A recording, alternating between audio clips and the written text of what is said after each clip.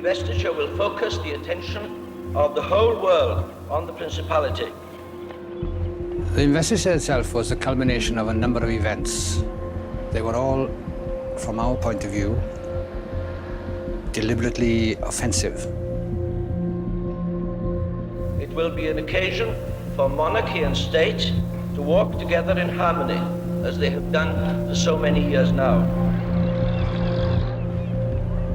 They were throwing gauntlets down, and someone had to pick them up.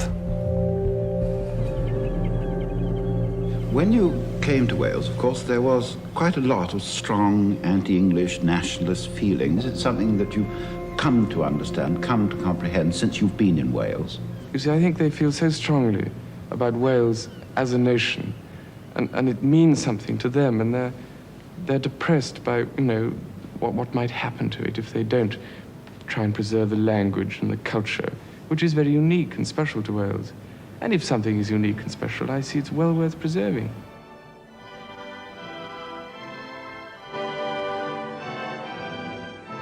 Well, it's now just 10 minutes to midnight, time on BBC One for us to wish you a very good night. Good night.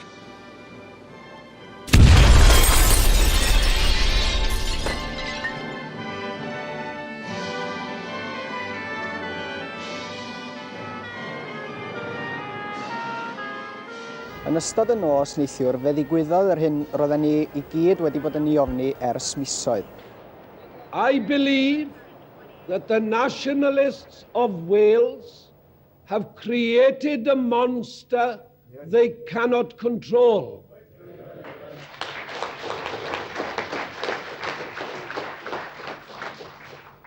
They have created an atmosphere in which violence of this sort is seen as the logical end of their philosophy.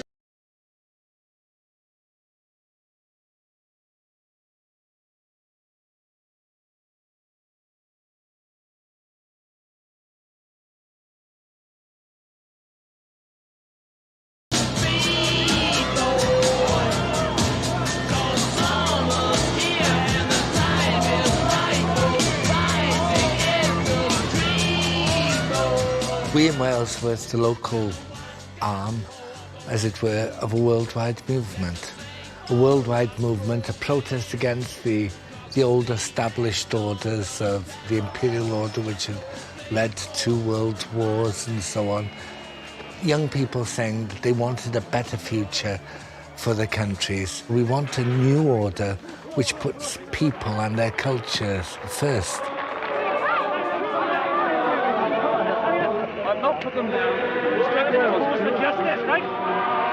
So the irony of the investiture is that it happens at the end of the 1960s, the end of a decade of extraordinarily tumultuous politics, decolonisation, student revolution, the pill, the expectation of equality. It's absolutely huge. Everybody has changed, and this family wasn't. In their island, what they do is reinstate this antique ceremony, purporting to be about 600 years old, except they've made it up.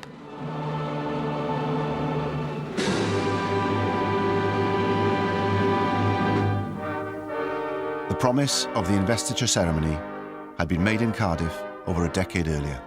The British Empire and Commonwealth Games in the capital have made this a memorable year for the Principality.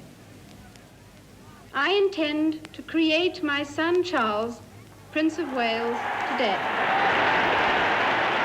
When he is grown up, I will present him to you at Carnarvon. I remember sitting in the headmaster's study at Cheam, and we were all watching the television, and there were several other boys there, little ones. I remember being acutely embarrassed when it was announced, and I had this marvelous great cheer coming from the stadium in Cardiff. And I think for a little boy of 9, it was rather bewildering.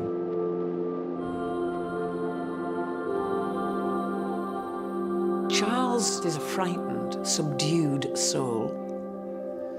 The Queen tells him, across a public address system, for goodness sake, that he's going to be anointed the Prince of Wales.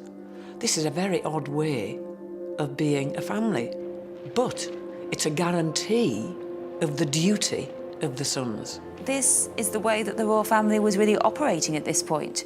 You are told something, you put up with it, you deal with it, and you cope with it.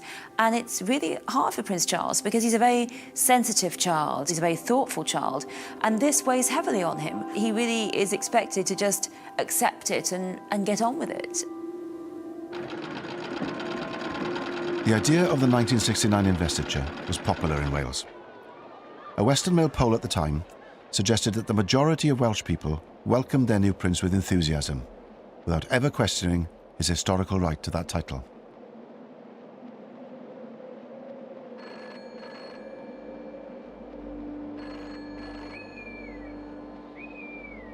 Wales has always been regarded as something of a poodle.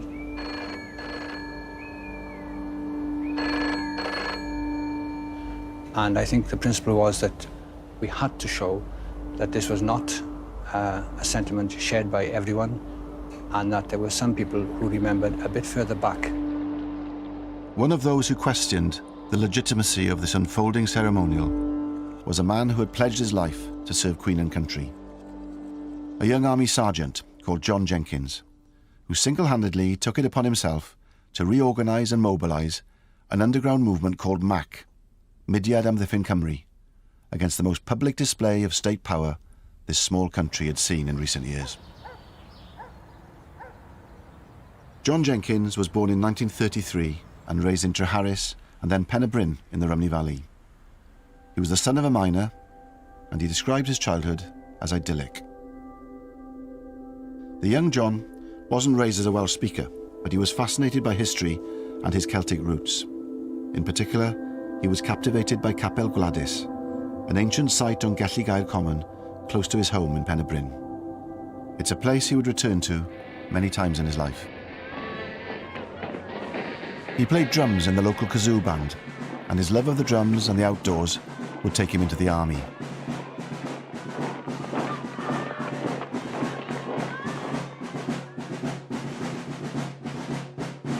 He joined the Dental Corps in 1951, and he was to be in and out of the army for the next 20 years. Cyprus. In keeping with British anxiety that the frequent riots may lead to bloodshed, our troops have exchanged their arms for riot sticks and shields. By the summer of 1958, John Jenkins is posted to Cyprus. What going on in Cyprus at that time is the AORCA campaign, which is against British rule on the island.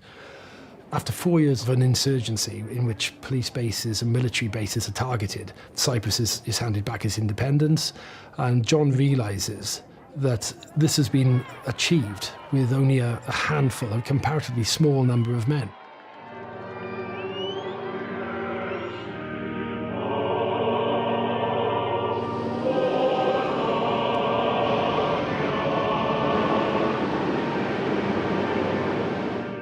The British Empire flourishes because of the coalfields in South Wales, because of the iron, the steel, not just in South Wales, not just from the slate from North Wales, but it's an integral part of the imperial story. But by the 60s, that empire is dead, essentially. The empire is crumbling. Those opportunities that were there in the empire are no longer there. The coalfields are beginning to fail, so that you see unemployment amongst the coal miners increase in the 1960s.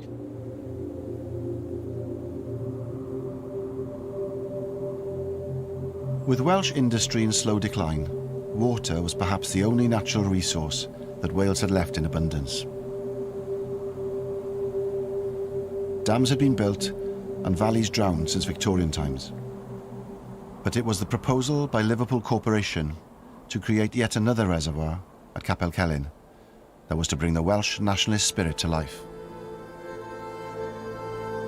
For many in Wales, the drowning of the village of Capel Celyn in the Tryweryn Valley was the defining political event of their generation. Despite protests on the streets of Liverpool, numerous petitions, and a vote by every Welsh MP against the proposed scheme, the drowning of the valley went ahead. John Jenkins' political flowering really begins with witnessing what is happening with the flooding of Tryweryn. I mean, he's in Germany at the time. He sees that there are 36 Welsh MPs, not one of whom votes in support of the bill, and yet, having exercised his democratic opposition, the voice of Wales is ignored. But he thinks something's wrong here. When a nation such as Wales can be hit over the head so badly, then where do we go from here? Where does that leave us?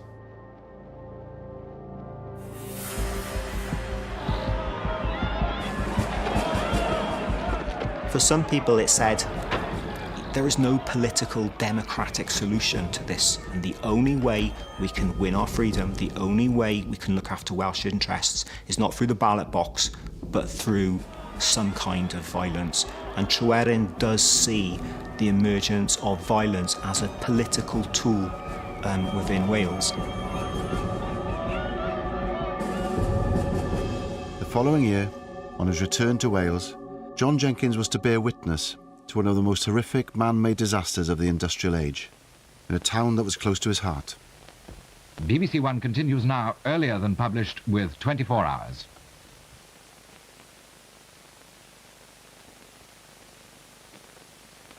Honestly, I don't know how to begin. Never in my life have I ever seen anything like this. I hope that I shall never, ever see anything like it again. This is one of many valleys in South Wales, in the South Wales coalfield tonight. It's a very special valley. It's a valley that contains death. 116 children and 28 adults were killed when the slurry from a coal tip engulfed the local junior school.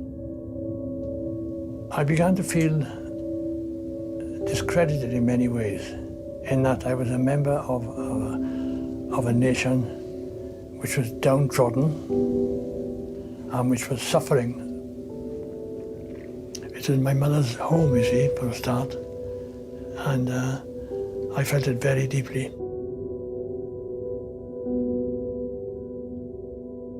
It was a combination of various factors which did include Tryweryn and did include Aberfan. Those are the things which made me realise that something must be done. That summer had seen a significant victory for the nationalist movement in Wales, with Plaid Cymru, the Welsh Nationalist Party, winning its first parliamentary by-election in Carmarthen in July 1966, making Gwynfor Evans the first ever Welsh Nationalist MP at Westminster.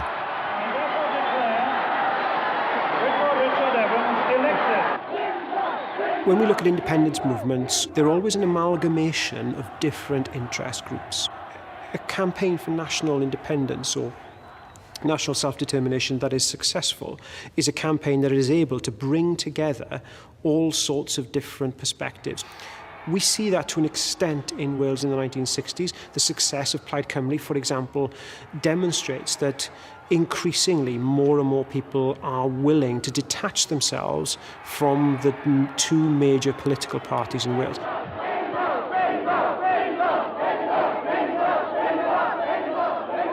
But Gwynfor Evans would struggle to reconcile his position as Plaid Cymru's only representative in Parliament with the demands of other groups within the growing movement for Welsh independence. Cymdeithas yr Iaith was founded in 1962 to try and get official status for the Welsh language, to get road signs in Welsh, official forms in Welsh, was part of the awakening of realising that our language was not something which was dying out, but was part of a living, new, young enthusiasm for Wales, a young revolution in Wales.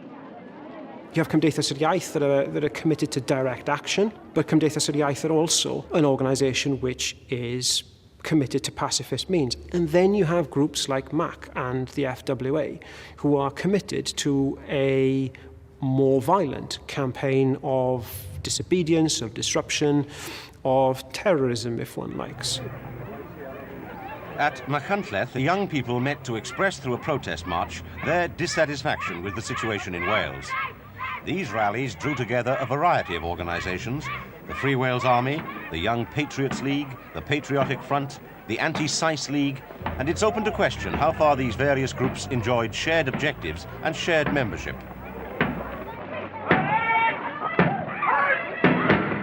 Well, the FWA started as, 2 or 3 people got together, people like Cayo and Dennis Coslet especially, a couple of farmers that were related to Cayo.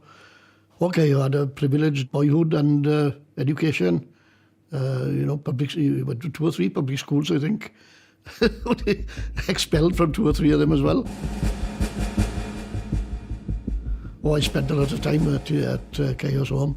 It was a small mansion, it was a lovely place. He was a throwback, from the days of the princes. That's when he should have been alive, in fact. The days of Glyndŵr and Llywelyn. He'd have loved it. There were many non-Welsh speakers in the FWA, especially those from Rhondda, Merthyr, places like that. And they joined the FWA, I think, because they didn't feel as if they fitted in with Plaid Cymru because of the language. They wrongly thought that he had to speak Welsh. And FWA became a natural home for many of these disenchanted Valleys people. We'll make a stand and prove to the world, for once and for all, that we are a nation, that we will stand on our feet. At least we have made the dismal pages of Welsh history a little more exciting. Cayo is in the South Wales Borderers, and he fought in Malaya against the communist insurgents. And he always hated communism from then on, and anything left-wing. It was a strange concoction, Republican on one side and a rampant right-winger on the other. Destroy the flag of tyranny. That's it. What Cayo is able to see in Malaysia is similar to what John Jenkins is able to see later on in Cyprus, which is that he sees these small groups of individuals cause disproportionately large political and social effects through the use of violence. But they also find that these groups are very elusive. Cayo in particular finds that in Malaysia the guerrillas can just disappear. And that, of course, is very similar to the way the Welsh have waged warfare for centuries back in medieval times. The landscape of Wales is very rugged, is very rural. And if you look at the ways the campaigning of, for example, Owain Glyndŵr, there's a big emphasis on small, what we might now call guerrilla tactics.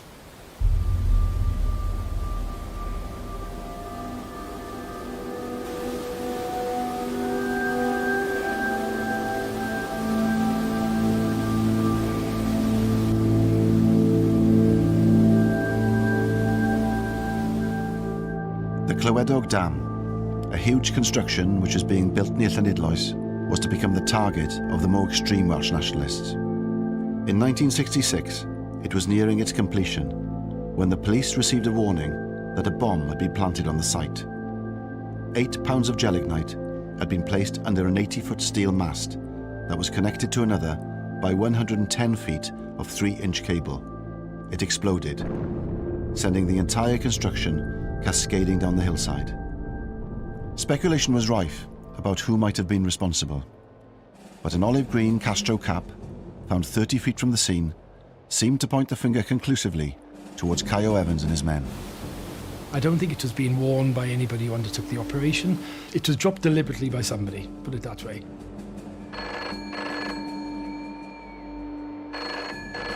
"200 people were questioned throughout Wales, one of whom was Gwynfor Evans. So in the dark are they, I think, as to who might be responsible, whatever their suspicions.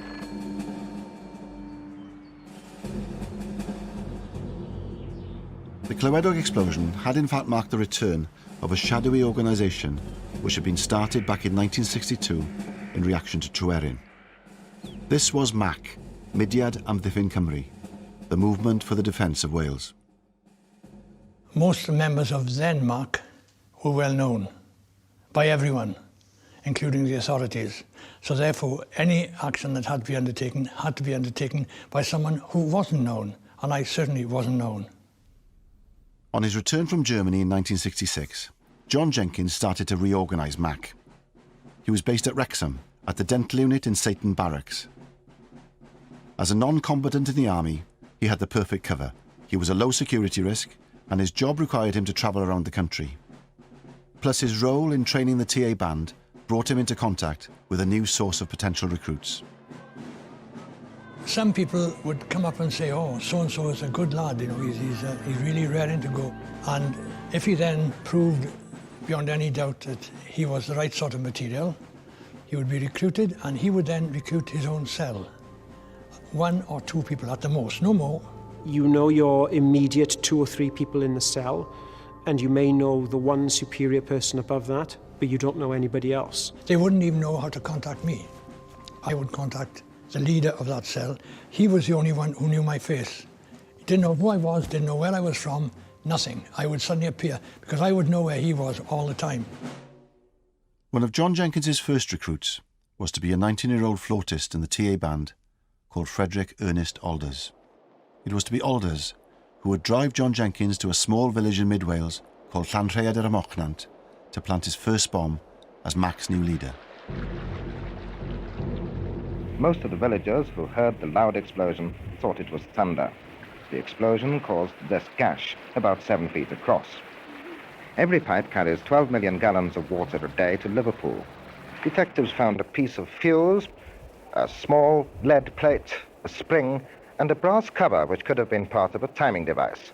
They did not find, as reported in some newspapers, any Free Wales Army caps there at all. While the Mac bombers were creating havoc for the authorities, the Labour Party was waking up to the threat of mainstream nationalist politics. The rapturous, adoring supporters of the first Welsh nationalist ever elected to Westminster. Is Gwynfor Evans's triumph merely a quirk of history, or is he the standard-bearer of a new Welsh rebellion? The Labour Party in Wales, yes, they were surprised, but it wasn't something that overshook them, because in the Welsh heartland, in West Wales, containable. But then a year later, when Ron the West almost went to Plaid, you know, that was really serious business, because now Plaid Cymru had come to the door, to the front door of the Welsh Labour heartland. Somehow, whoever it was, they must have thought back, they must have known their Welsh history, how the investiture of 1911, that Lloyd George himself thought of, how popular that appeared and came across Wales. Someone must have thought, hey, this is what we need to do. For the Labour Party, reviving the investiture ceremony now seemed like a timely political move. There was an understanding, I think, on the part of Labour MPs that the royal family was a lot more popular than one might appreciate if one just listened to the nationalist narrative, and that by holding such an ostentatious demonstration of royal power and of unionist power in the capital of Welsh nationalism, they would be cocking a snook at any kind of move towards a more nationalistic Wales. When the Labour government announced that the investiture was to take place at Caernarfon on the 1st of July 1969, it provided a new focus for the nationalists in Wales. Ond dwi 'di synnu fwy bod cenedlaetholwyr wedi gallu croesawu a breichiau agored berson sy'n symbol o'n huniad a Lloegr.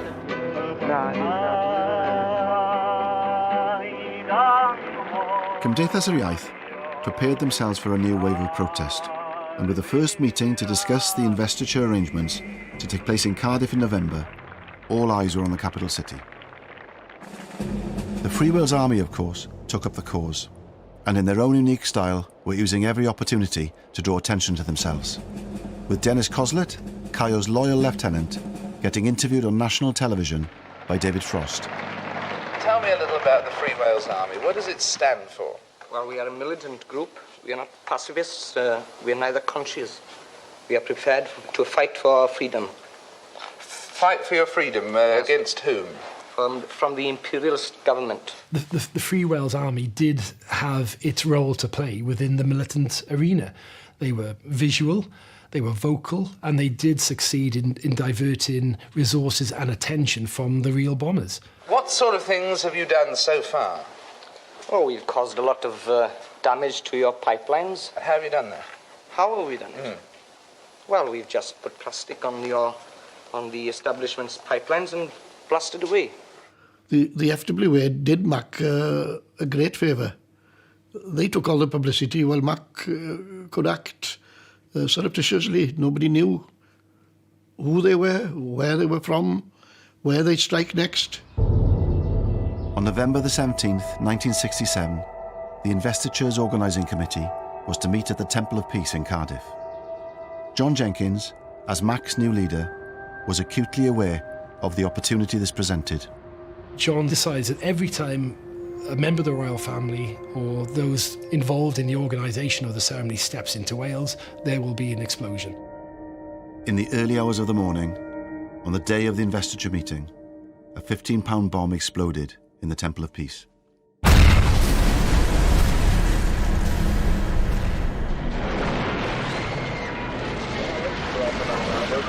Roads out of the city were immediately sealed off, and within an hour of the blast, known extremists throughout Wales had been roused from their beds for questioning. A frantic effort was made to prepare the building for the meeting, which was due to take place in the Grand Hall at 11:30 that morning. The Queen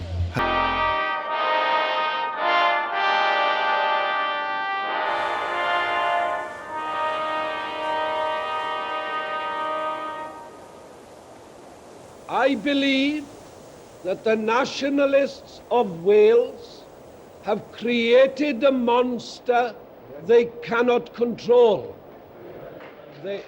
George Thomas became a bit of a caricature of someone who hated the Welsh language, even though they were Welsh, and who gravitated towards an English monarchy. Royalty, the royal family, was very, very, very important to George. Hugely important. Gwenoro Jones, who was an official of the Welsh Labour Party before he became an MP, for example, used to visit George at his home. He walked into the lounge, either side of the fireplace, 2 feet by 3 feet type of size. Both sides, the Queen and Prince Charles. Amazing. Funny thing to keep in your lounge, isn't it? The first appointment of the day for George Thomas MP, Secretary of State for Wales. Breakfast with Mound. Even though the announcement of the investiture was in the days of Clydwyn Hughes, the carrying out of the process, that was George's responsibility, and I bet you he must have loved it. He would have been in his element. The Prime Minister said to me, "And next year, George, you will have the investiture of Prince Charles." Well, at that stage, I didn't think it was going to involve any problems, because I thought, well, that's right, it'll be a very pleasant occasion, but full stop. But of course, we had a lot of anxieties first. A device had been placed on a basement windowsill, and the blast, which was heard 3 miles away, blew indoors and threw furniture around. No sooner had George Thomas become Secretary of State than Mac struck again, audaciously blowing up his headquarters at the Welsh office. Minister, do you think that, say, Home Rule for Wales would stop this sort of thing? Not at all. Our Home Rule for Wales isn't wanted by the Welsh people. You'd start a lot more trouble if you tried to give Home Rule to Wales. What we're seeking for is a greater sense of participation in the work of the government. Prince Charles, on a visit to the Welsh office, has his first experience of anti-investiture protest. But the throwing of smoke bombs evoked little sympathy for the protesters, who were accused of, in the words of one church leader, ignorant discourtesy to a young man who is in no way responsible for the position in which he finds himself.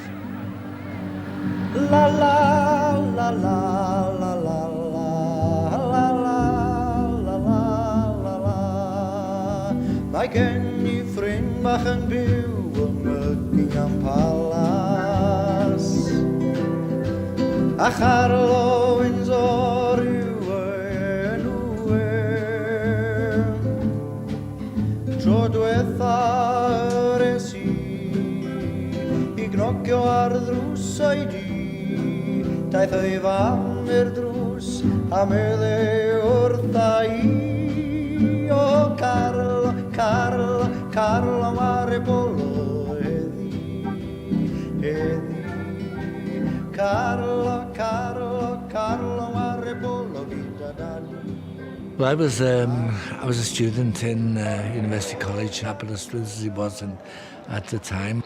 Prince Charles was to be seconded to Aberystwyth for 6 weeks of the summer term, during which time he was going to learn the Welsh language, he was going to learn everything about Welsh history and Welsh culture, so that he'd be acceptable then as Prince of Wales. It was quite a surprise when I learnt that I was going to be sharing lectures with the Prince of Wales. I wasn't very excited about that. In fact, I thought it was pretty awful. I thought it was quite ridiculous that he would spend a term and learn all he needed to know. But there we go. Not my choice. But when I was chosen by my fellow students to be the chair of Plaid Cymru in the university, it did become a bit of my business, I have to say, because we became then open to persuasion by the authorities to behave ourselves and not to engage in what was called immature protest against the prince. I received a letter from the principal at Aberystwyth University, and there was an envelope inside an envelope, and this was marked as to be opened only by the Secretary of State for Wales personally. So I opened it. And in it, he expressed his grave anxiety for the physical security of Prince Charles. I couldn't keep this to myself. I had to report it to the Prime Minister, Harold Wilson, who said to me, "What is your advice, Secretary of State?" I said, to proceed. We cannot have a part of the United Kingdom where a member of the royal family dare not go for safety reasons. We must proceed. The secret police was there at work in the college in Aberystwyth at the time. They had two functions. One was a legitimate function to ensure the personal safety of someone who was the heir to the British throne, but they were also there to ensure that the British state was not politically embarrassed.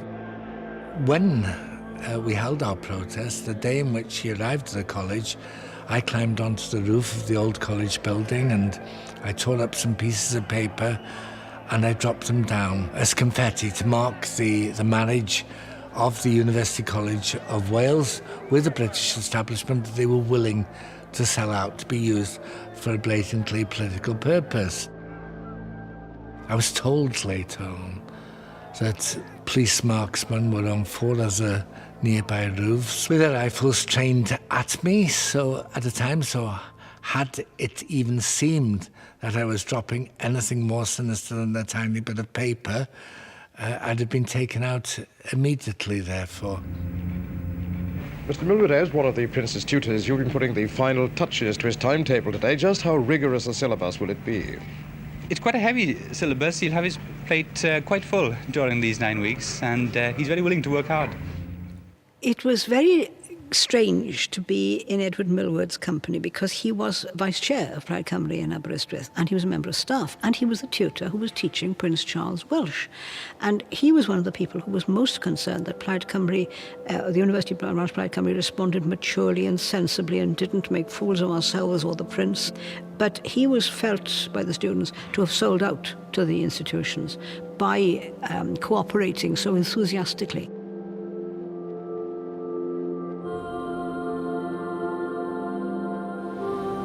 There have been stories that you've had rather a lonely time at the University of Wales, at Aberystwyth. Is this so? Well, yes, I wonder where these reports come from, but I suppose they circulate. You see, the trouble is that one has to remember that I'm in a slightly different position from several other people. And I think they try and put themselves in my position too much. I think out of certain necessity, I've perhaps been more lonely, if they like it. I mean, I haven't made a lot of friends, if that's what they mean, and I haven't been to a lot of parties or anything. There haven't been very many. And I've had a lot of other things to do. I've been around Wales a lot and looked at things and visited people. And essentially it is, I suppose, compared with other people's lives, more lonely. And in this sense, I suppose I've had a lonely time. He would arrive to the back door of the college in his sports car. He would be accompanied by several policemen, and two of them would guard his car. And then he would go in for the university lecture halls. Students would be there already. He would come in, he would sit in the front of the lecture hall, and there would be two policemen outside the door to ensure his safety.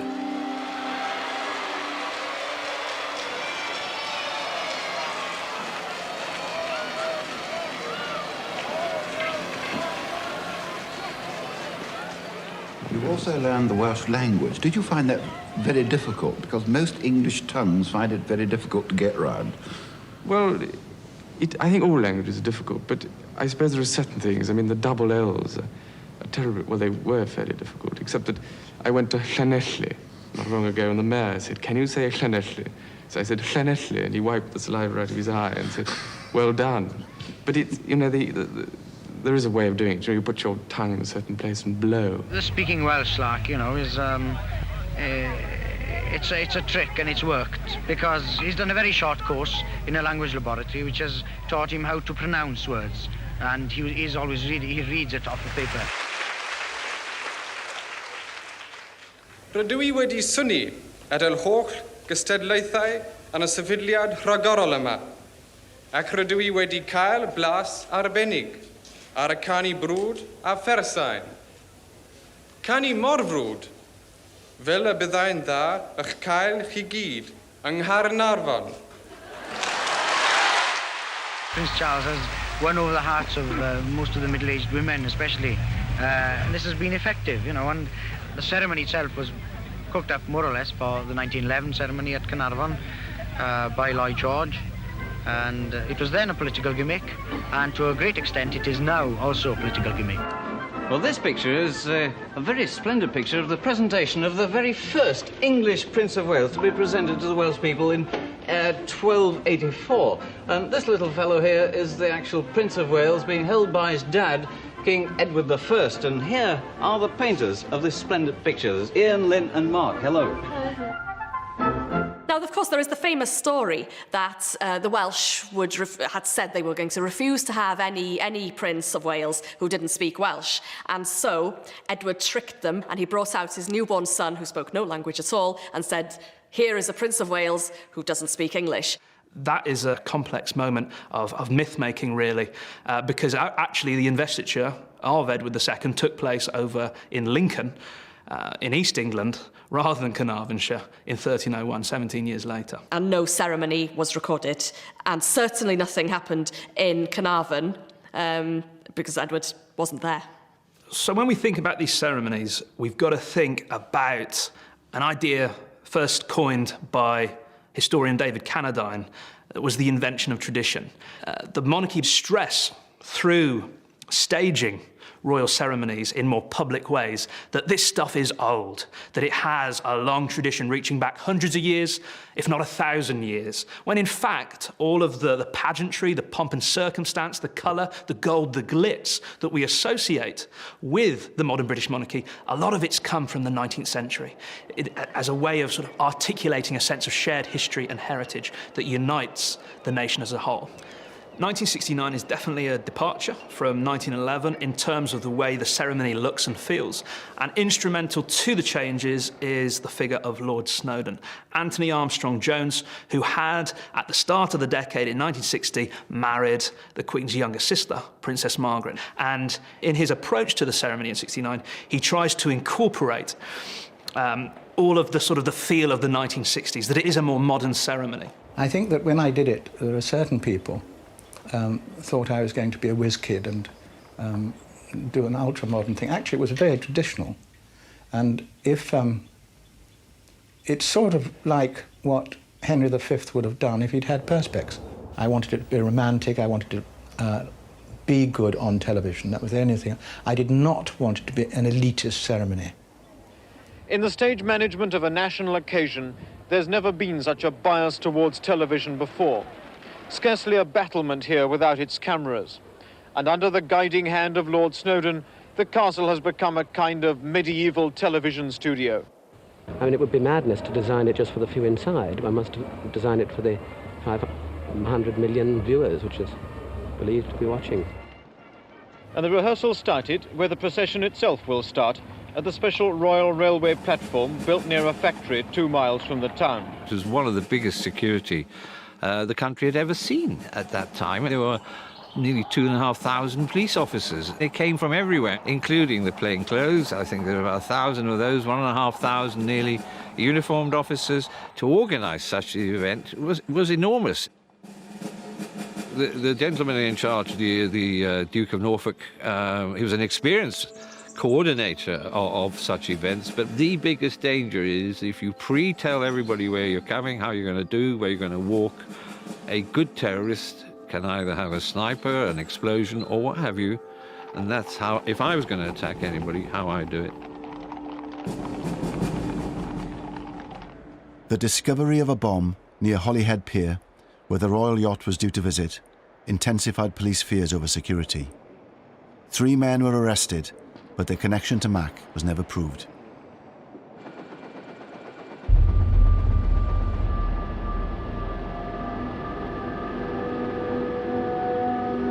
Hello and good evening from Carnarvon on the eve of the investiture. A town which seems about to explode as the sightseers pour into the streets to... John Jenkins, meanwhile, was hiding in plain sight, right under the noses of the security forces. Still a sergeant in the British Army, he had managed to get himself stationed at a temporary army camp in Carnarvon, from where he was directing his bombers. The night before the investiture, there were 4 groups out. The object of the exercise was to disrupt the ceremony and to cause as much uproar as possible. One was a bomb placed somewhere near where the royal family coach would be coming down. Not near enough to cause any damage, but near enough to cause uproar. Another was placed in the Chief Constable's garden, and that was timed to create a 22-gun salute rather than a 21-gun salute. And another one was to blow up a pier at which the royal yacht was due to harbour, which meant it wouldn't be able to harbour because there was no pier there. The 4th device was to be set in Abergele, 35 miles up the coast from Carnarvon, by 2 Mac operatives, Alwyn Jones and George Taylor. John has insisted that he instructed the cell leader, Alwyn Jones, to target a government installation in the town, a social security office, because Abergele is en route to Carnarvon, and John is aware that the royal train will be passing through Abergele on its way to Carnarvon. I know people like to say, oh, the royal train, because it makes good copy. It was not true. We did not target the royal train. There was no intention to hurt or kill anybody. There never was. There was a hole in the ground, not a very deep hole, and there was a pair of shoes alongside the hole where the person had been blown up out of his shoes. It was dark there, and you could not identify anything that you found. I think we had to wait until daylight, really, to find the extent of it, but we knew that there were 2 persons. On the day the world's media focused on the investiture, 2 of John Jenkins's operatives were found to have blown themselves up with a bomb Jenkins himself had made.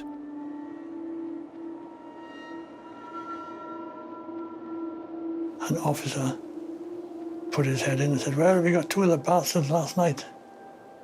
I went down to the sergeant's mess to find out what was happening, and all they had on was bloody cricket or tennis or something. So I had to sit there through all that. I had to act as if nothing had happened and laugh and drink with them all and joke about it and stuff like that. And it was several hours later I discovered which group it was.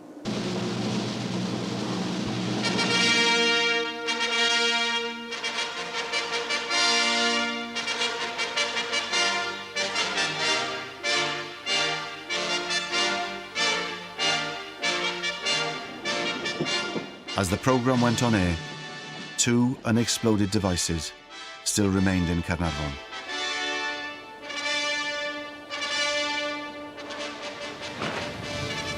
There's the Prince of Wales. He's got out of the train now and into his carriage, wearing the uniform of the Colonel-in-Chief of the Royal Welsh Regiment. With him is the Secretary of State for Wales. We would be untrue to history if we did not say everyone, including the royal party, everyone held their breath until the thing was over.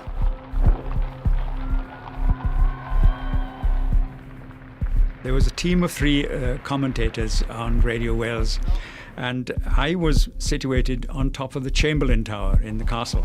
Now he moves off into town. We shall pick him up in just a few minutes when he's entering the outskirts of Caernarfon itself. And there, out at Griffith's Crossing, Majesty the Queen.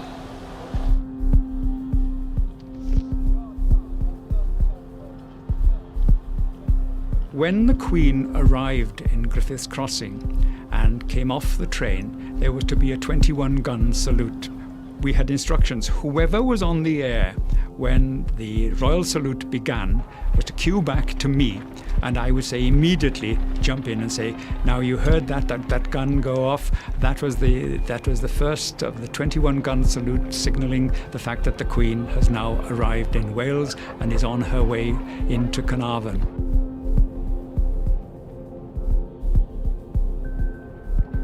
And we got into our commentary, scene setting, myself in the castle, John down behind the dais, Glyn out in the mice where there were thousands of people.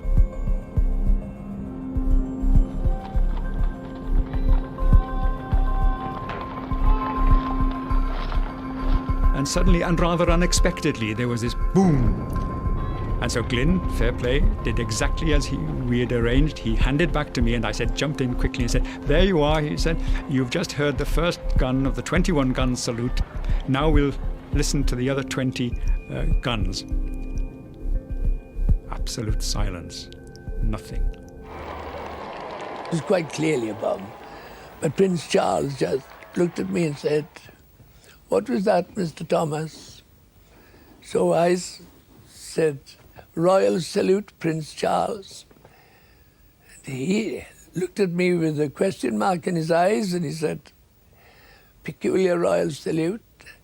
And I know North Wales will forgive me because I said, peculiar people up here, sir. I had to say something to cover up. And we both laughed. I said, well, evidently that wasn't the first gun of the 21-gun salute. And then I looked over my shoulder and I just saw a plume of smoke on the hill behind the other side of the harbour, and some people running around. And in fact, it had been a bomb, maybe a diversionary bomb, but it was a bomb. Now, what we're looking at now is an incident of some kind. I heard an explosion just a little moment ago. We thought that one of the guns had gone off accidentally. There could just possibly have been an explosion. The bomb, planted by Mac in the Chief Constable's garden on Love Lane, had detonated as planned, throwing the traditional 21-gun salute into disarray. Now here's the Queen, following up behind her son and just on the outskirts of the town with a full sovereign's escort. The Queen is utterly preternaturally calm.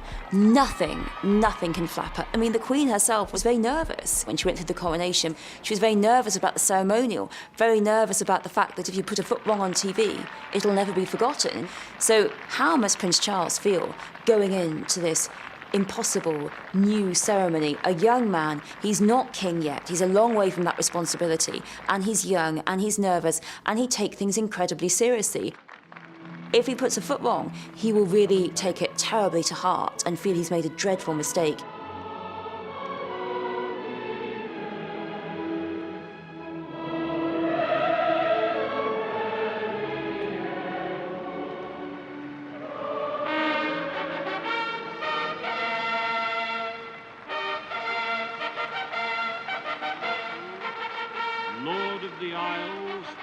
and Great Steward of Scotland, Prince of Wales and Earl of Chester, and to the same our most dear son, Charles Philip Arthur George, have given and... So the story goes, whether true or false, that the coronet designed by the Garter King of Arms and Louis Osmond, that the bauble at the centre of the coronet malfunctioned just days before the investiture. And so rather than fuse the original bauble back at the centre of the coronet, what instead they had was a ping pong ball wrapped in gold leaf, which made it there on the day. The symbol of sovereignty. I'm not totally convinced by the story. I think it's one that the tabloid press ran with a few years ago. Am hynny, yr ewyllisiwn ac yr hoddwn o'r chymen cae, yr ein rhan ni. Fe ysbrydolwyd pob un o'r bobl hyn, mewn rhyw ffordd neu gilydd, gan y treftadaeth hon.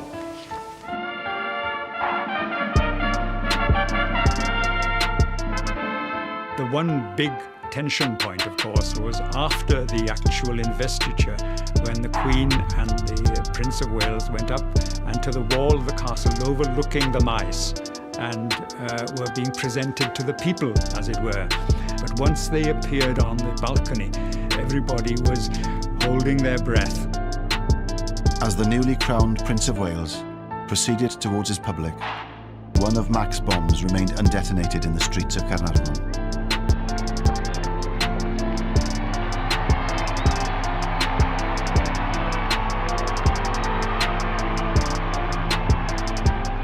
We can only guess at what her feelings were in that moment when she presents her boy to the people. And they're there in this kind of raw, exposed, beautiful, but very vulnerable space. And she's giving him to risk, exposure, danger. There is no mistaking spontaneous applause, and this is the real thing.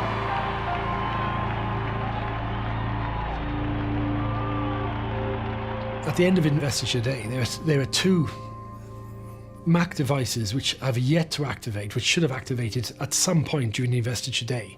The first, which John claims was placed at Llandudno Pier as a way of preventing Prince Charles from stepping off from the Royal Yachts Britannia onto the pier to begin the royal tour of Wales, which apparently is never found. Or is found, but the authorities have denied any knowledge of it. But the other device in Caernarfon is then activates on the 5th of July, 5 days after the investiture, when 10-year-old Ian Cox, who's on holiday from England, goes to retrieve his ball. It's gone behind a wall, kicks out at what he thinks is an old lampstand. It activates and he suffers severe burns and his right leg is amputated. Without question, the low point of this campaign is the injuries to that little boy.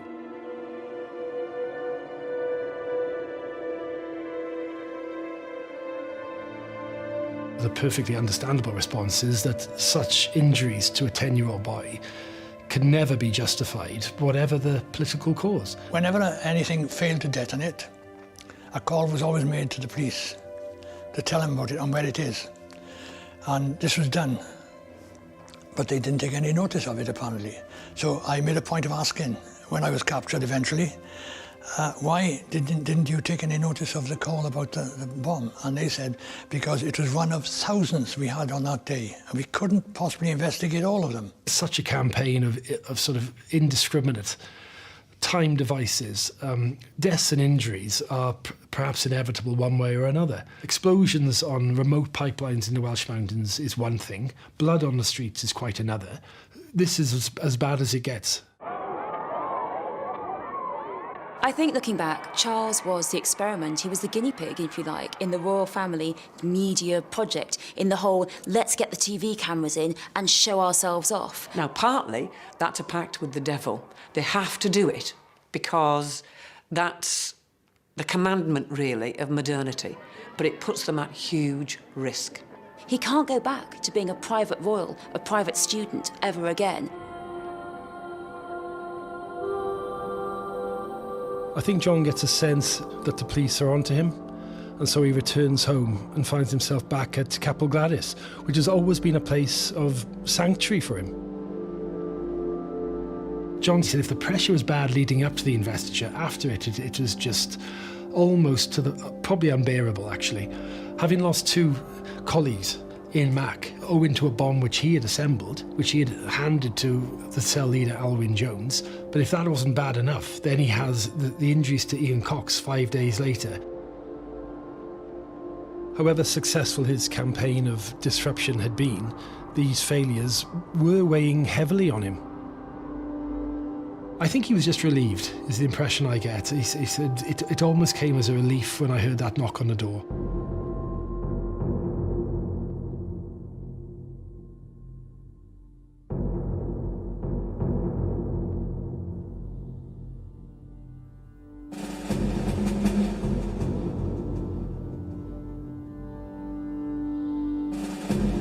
"50 years on, aged 86, John Jenkins is seeing out his days in a nursing home, having forgotten nothing.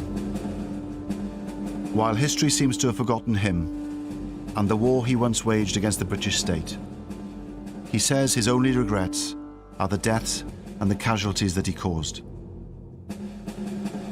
The investiture thrust Charles into a life lived under constant media scrutiny and intrusion.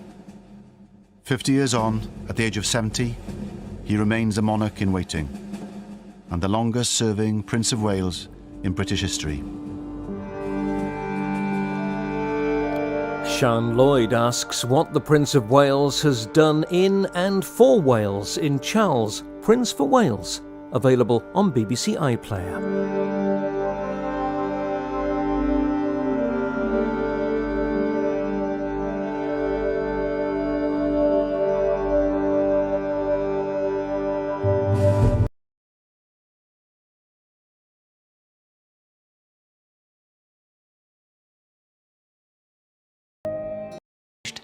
And this family wasn't. In their island, what they do is reinstate this antique ceremony, purporting to be about 600 years old, except they've made it up.